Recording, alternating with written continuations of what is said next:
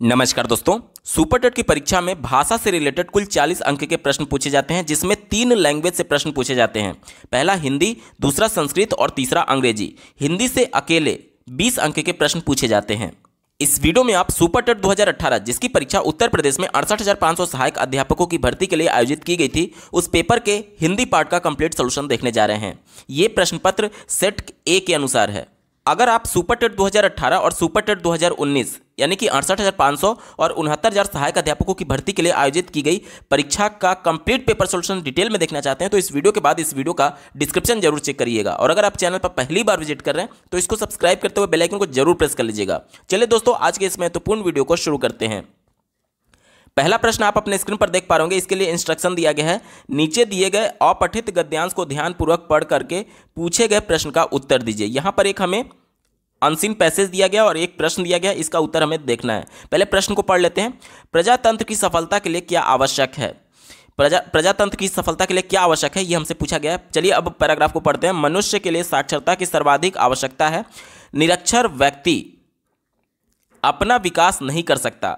प्रजातंत्र की सफलता के लिए उसके नागरिकों का साक्षर होना आवश्यक है। देखिए, यहीं पर दूसरे लाइन में ही हमें उत्तर मिल गया, तो हमें फालतू में 3 लाइन पढ़ने की आवश्यकता ही नहीं है। इस वजह से ये फायदा होता है, अगर आप डायरेक्टली प्रश्न को देख करके तब पैराग्राफ को पढ़ते हैं तो आपको पता होता है कि एग्जैक्टली आपको सर्च क्या करना है। तो पहले प्रश्न को पढ़ेंगे, उसके बाद ही आप पैराग्राफ पढ़ेंगे किसी भी परीक्षा में, ठीक है। चलिए, तो हमारा उत्तर यहां पर मिल गया दूसरी लाइन में कि प्रजातंत्र की सफलता के लिए नागरिकों का साक्षर होना आवश्यक है। क्या है? साक्षर होना आवश्यक है। प्रश्न पूछा गया था प्रजातंत्र की सफलता के लिए क्या आवश्यक है, तो साक्षर होना। अगले प्रश्न में एक कविता दिया गया। देखिए, कहा जा रहा है, निर्देश देखिए, नीचे दिए गए अपठित पद्यांश को ध्यानपूर्वक पढ़ करके पूछे गए प्रश्न का उत्तर दीजिए। पहले देख लेते हैं कि प्रश्न क्या दिया गया है। प्रश्न दिया गया है, अग्नि शब्द का तद्भव रूप क्या होगा? अग्नि यहाँ पर तत्सम शब्द है और इसका तद्भव हमसे पूछा जा रहा है। जल्दी से पढ़ लेते हैं कविता को। दंभ का जहां जहां पड़ाव था, सत्य से जहां जहां दुराव था, वह चला कि अग्नि बाण मारता, पाप की आहा आहा उजाड़ता, वज्र बन गिरा गिरे विचार पर। हमसे अग्नि शब्द का तद्भव पूछा गया है। अगर कविता नहीं भी दिया गया रहता तो भी अग्नि का तद्भव बदल थोड़ी जाता। अग्नि का मतलब होता है आग, और उसी के सेंस में यहाँ पर कविता में हमको केवल ये आइडेंटिफाई करने के लिए दिया गया है कि अग्नि का मतलब आग के ही सेंस में, ठीक है। तो यहाँ पर अग्नि का तद्भव क्या हो जाएगा? हमारा उत्तर हो जाएगा आग। क्या हो जाएगा? आग। यहाँ पर बिल्कुल सही जवाब है। अगला प्रश्न पूछा गया था, चौराहा में कौन सा समास है? तो यहां पर हमें शब्द क्या दिया गया है? हमें शब्द दिया गया है चौराहा। तो यहां पर देखिए, जब भी समस्त पद में जो पहला पद हो वो अगर संख्यावाचक विशेषण हो, समस्त पद में पहला पद संख्यावाचक विशेषण हो, तो वहां पर हमारा द्विगु समास हो जाता है। देखिए, चौ का मतलब कि 4 को रिप्रेजेंट कर रहा है। जैसे कि आप लोग चौराहा देखते होंगे, इस प्रकार से मान लीजिए ये रास्ता जा रहा है, ठीक है, तो इसे हम लोग चौराहा बोलते हैं, यानी चारों तरफ यहां पर जाने का रास्ता होता है, ठीक है। तो यहां पर देखिए, चौ जो है वो प्रथम पद जो है वो संख्यावाचक विशेषण है। तो समस्त पद में जब पहला पद संख्यावाचक विशेषण होता है तो वहां पर उत्तर क्या हो जाता है? वहां पर समास हो जाता है हमारा द्विगु समास। उत्तर क्या हो जाएगा?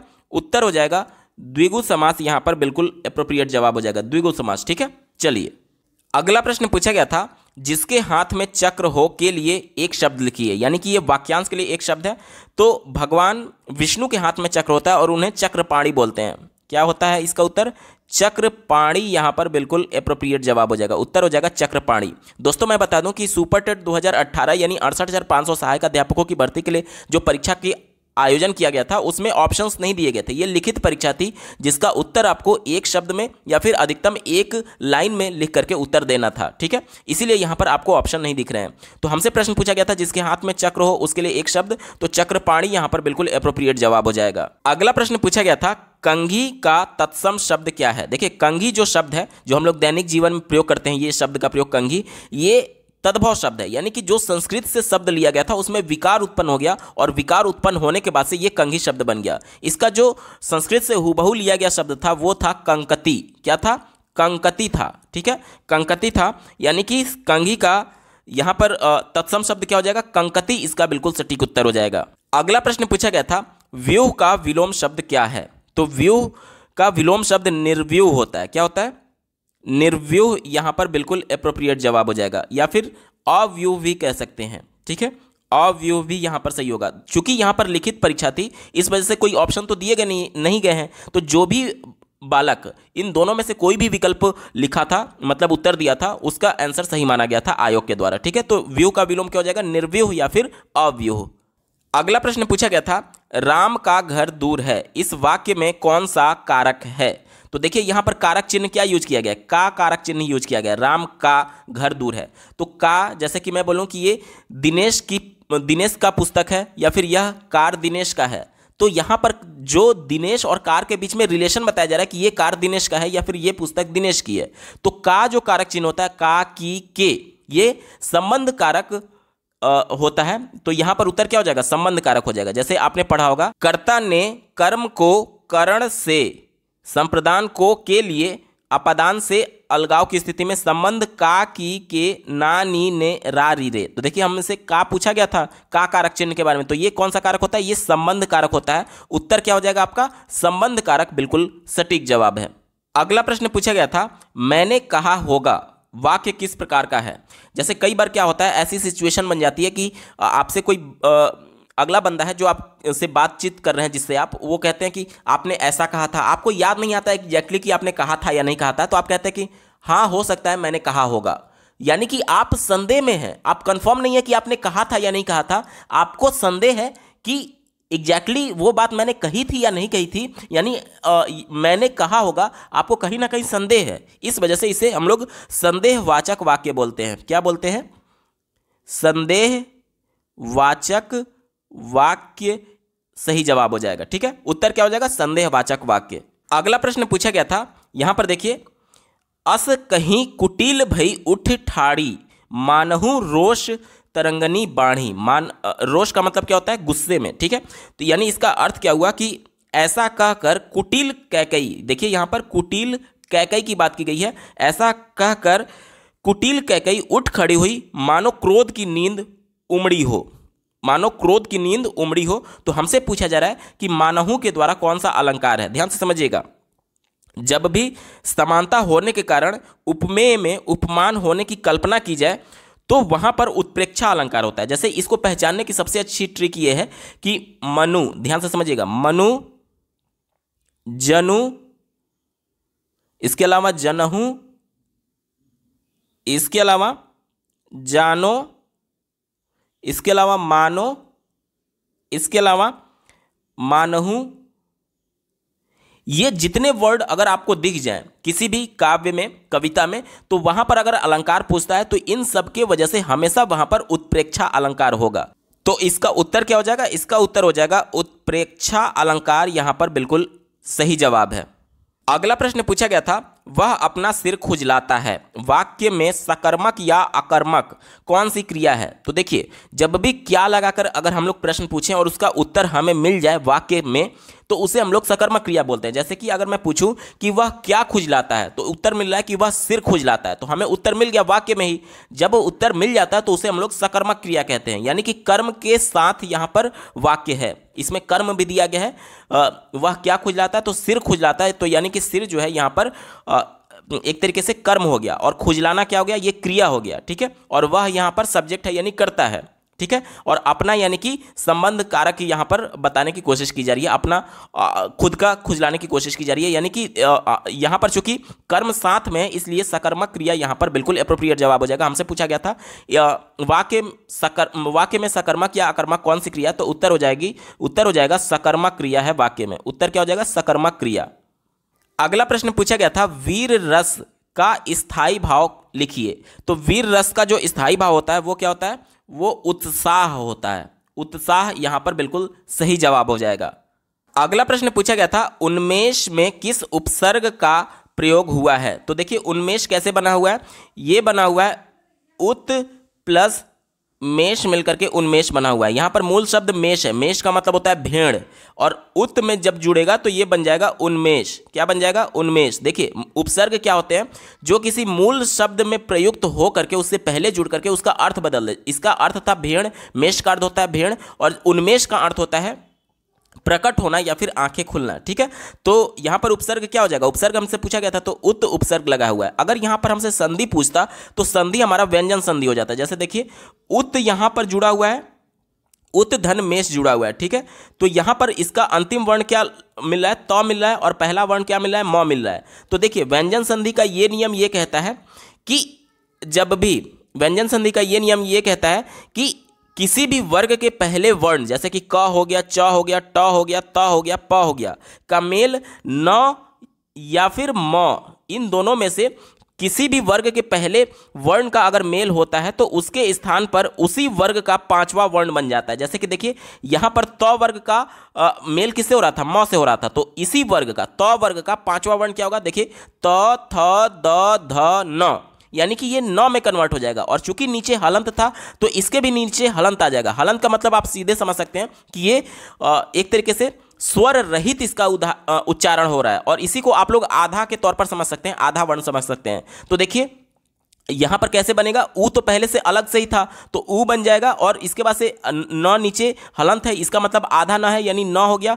फिर यहां पर देखिए ये म है तो म लिख देंगे, और इसके ऊपर ए का मात्रा है तो ये ए हो गया और ये श हो गया, उन्मेष बन जाता है। यानी कि त का जो त वर्ग का पहला वर्ण त आया हुआ है उसका अंतिम वर्ण यानी पांचवा वर्ण न होता है, उस न में कन्वर्ट हो जाएगा और उत धन मेष मिलकर के उन्मेष बन जाता है, ठीक है। अगर हमसे इसमें संधि पूछे तो व्यंजन संधि हो जाएगा, और हमसे सिर्फ इतना ही पूछा गया था कि उन्मेष में कौन सा उपसर्ग है, तो हमारा उत्तर हो जाएगा उत उपसर्ग लगा हुआ है, ठीक है। उत्तर क्या हो जाएगा, उत।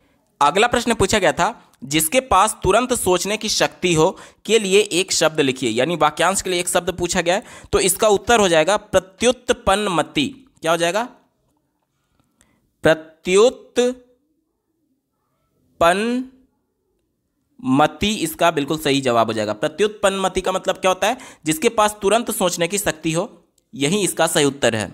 अगला प्रश्न पूछा गया था संस्कार शब्द में कौन सा उपसर्ग है। ध्यान से समझिएगा, संस्कार में उपसर्ग की अगर बात करें तो मूल शब्द यहां पर कार है, और इस मूल शब्द में पहले सम जुड़ करके संस्कार बना हुआ है। तो यहां पर हमारा उपसर्ग क्या हो जाएगा, जो मूल शब्द से, मूल शब्द कार था और उससे पहले जो जुड़ता है उसे उपसर्ग बोलते हैं, तो हमारा उत्तर हो जाएगा सम उपसर्ग, इसका सही जवाब है। थोड़ा सा और डीपली थोड़ा सा समझ लेते हैं कि अगर हमसे ये पूछे कि संस्कार शब्द बना कैसे है, तो देखिए जब भी यहां पर म स्वर रहित है, म कहने का मतलब नीचे हलंत का मतलब कि इसमें स्वर नहीं है, यानी इसमें अ नहीं जुड़ा हुआ है, तो म का जब भी हम लोग क्री धातु से मेल करते हैं, देखिए कार क्या है, कार एक शब्द है जो कि क्री धातु से बना हुआ है, तो जब भी किसी यहाँ पर देखिए म का क्री धातु से हम लोग मेल करते हैं तो ये एक तरीके से अनुस्वार में कन्वर्ट हो जाता है। अनुस्वार यानी कि ऊपर जो हम लोग बिंदी देते हैं, जैसे मैं यहाँ पर एक वर्ड लिख रहा हूँ पंकज, तो यहाँ पर ऊपर जो हम लोग बिंदु देते हैं इसे हम लोग अनुस्वार बोलते हैं। तो एक तो अनुस्वार में कन्वर्ट हो जाएगा, और साथ ही साथ ये आपका कन्वर्ट हो जाता है जो आधा म है, आधा म है वो आधा सौ में कन्वर्ट हो जाता है। ध्यान से समझिएगा, पहले वाले वर्ण पर बिंदी लग जाएगा और आधा सौ में कन्वर्ट हो जाएगा। पहला वाला वर्ण क्या था, सम था, स था, तो स पहले आ गया, ध्यान से समझिएगा, स पहले आ गया और इस पर आपका बिंदु लग जाएगा, उसके बाद आधा सौ बनेगा, उसके बाद से ये वाला जो टर्म था कार, ये आकर के जुड़ जाएगा। तो इस प्रकार से संस्कार वर्ड बना हुआ है सम में कार जोड़ करके, ठीक है। और अगर हमसे इसमें संधि पूछे तो इसमें संधि हो जाएगा हमारा व्यंजन संधि। हमसे सिर्फ इतना ही पूछा गया था संस्कार शब्द में कौन सा उपसर्ग मिला हुआ है, तो यहां पर देखिए सम उपसर्ग इसका बिल्कुल सटीक जवाब हो जाएगा। अगला प्रश्न पूछा गया था सृष्टि का तद्भव शब्द क्या होगा, तो ये तत्सम शब्द है यानी संस्कृत से लिया गया शब्द है। अब इसका तद्भव क्या होगा हमसे पूछा जा रहा है, तो सृष्टि का तद्भव जो होता है वो सोंठ होता है। क्या होता है, सोंठ। सोंठ यहां पर बिल्कुल सटीक जवाब हो जाएगा। अगला प्रश्न पूछा गया था मुझसे उठा नहीं गया वाक्य में कौन सा वाच्य है, तो देखिए जब भी कर्ता की प्रधानता ना हो और कर्म की प्रधानता ना हो तो वहां पर हमेशा भाववाच्य होता है। तो यहां पर देखिए ना तो कर्म प्रधान है और ना ही कर्ता प्रधान है, तो यहां पर उत्तर क्या हो जाएगा, यहां पर उत्तर हो जाएगा भाववाच्य। मुझसे उठा नहीं गया, मुझसे चला नहीं गया, मुझसे दौड़ा नहीं गया, ये सभी हमारे किस में आते हैं, ये भाववाच्य में आते हैं। उत्तर हो जाएगा भाववाच्य। अगला प्रश्न पूछा गया था पर्वत के ऊपर की समतल भूमि वाक्य के लिए एक शब्द लिखिए, तो इसे हम लोग बोलते हैं आदित्यका। क्या बोलते हैं, आदित्यका, इसका बिल्कुल सही उत्तर हो जाता है। जैसे मान लीजिए ये पर्वत है, पर्वत इस प्रकार से है, तो यहाँ पर थोड़ी सी मान लीजिए समतल भूमि है पर्वत के ऊपर, तो इसे ही हम लोग आदित्यका बोलते हैं, ठीक है। उत्तर हो जाएगा आदित्यका। अगला प्रश्न पूछा गया था लिखावट शब्द में किस प्रकार का प्रत्यय है, तो प्रत्यय क्या होता है, जो किसी मूल शब्द में मिल करके उसका अर्थ बदल दे, ठीक है। तो मूल शब्द के बाद आता है प्रत्यय, ठीक है। तो जैसे यहां पर मूल शब्द क्या हो गया, मूल शब्द यहां पर लिख धातु है, मूल शब्द लिख धातु है और इसमें अंत में आवट प्रत्यय लगा हुआ है। आवट प्रत्यय, देखिए मैं आपको बता दूं कि आवट प्रत्यय लग करके लिखावट बना हुआ है। अब देखिए इसका दो उत्तर हो सकता है, क्योंकि यहां पर चूंकि ऑप्शंस तो दिए नहीं गए थे, तो प्रत्येक बच्चा अपने इंडिविजुअल डिफरेंसेस के हिसाब से अलग अलग उत्तर दे रहा होगा। इसलिए आयोग की मजबूरी थी कि 2 से 3 उत्तर प्रत्येक प्रश्न का उसने सही माना था। जैसे कि यहां पर देखिए लिख क्या है, ये लिख क्या है, लिखना आपका क्रिया होता है, लिखना आपका क्रिया होता है। और क्रिया में, क्रिया मूल शब्द में जब कोई प्रत्यय जुड़ता है तो उसे हम लोग कृत प्रत्यय बोलते हैं। ध्यान से समझिएगा, 2 प्रकार के प्रत्यय आपने पढ़े होंगे, एक पहला कृत प्रत्यय और दूसरा तद्धित प्रत्यय। तो जब कोई प्रत्यय किसी मूल शब्द क्रिया मूल शब्द में जुड़ता है तो उसे हम लोग कृत प्रत्यय बोलते हैं। तो इसका उत्तर कृत भी हो सकता है, कृत प्रत्यय भी हो सकता है और आवट भी हो सकता है, क्योंकि हमसे यह पूछा गया था कि लिखावट में किस प्रकार का प्रत्यय है। तो प्रत्यय के प्रकार में के हिसाब से अगर देखें तो कृत और तद्धित 2 प्रकार के होते हैं। तो कृत प्रत्यय भी यहां पर सही होगा और आवट प्रत्यय भी यहां पर सही होगा। दोनों को आयोग ने सही मान लिया था। थोड़ा सा और जान लीजिए आप तद्धित प्रत्यय क्या होता है। तो ऐसा प्रत्यय जो